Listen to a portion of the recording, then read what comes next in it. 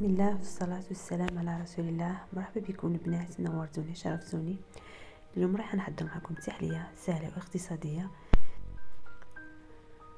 وبنينة بزاف والتزيين بسيط جدا.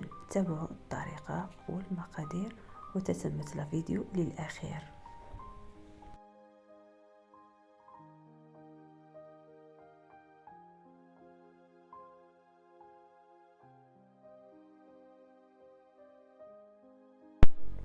هنا واش عندي من المقادير؟ عندي 4 كؤوس من الحليب والنصف، 4 كؤوس ونصف من الحليب.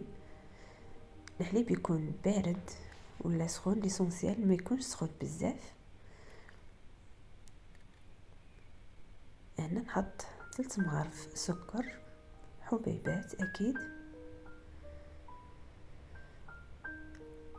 نزيد عليهم 3 مغارف فرينه،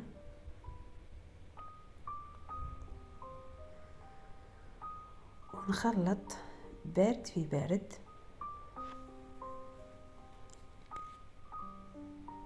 ونحطهم فوق النار. انا حطيتها فوق النار ونستمر بالتحريك. نسربيه.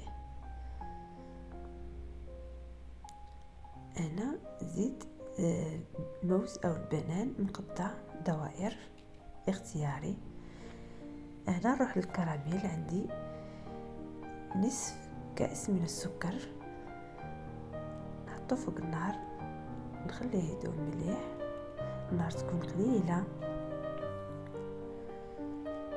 شوفوا كيف خرج كراميل. هنا واش نزيد نحط نصف كأس من الماء، يكون غالي يكون سخون بزاف.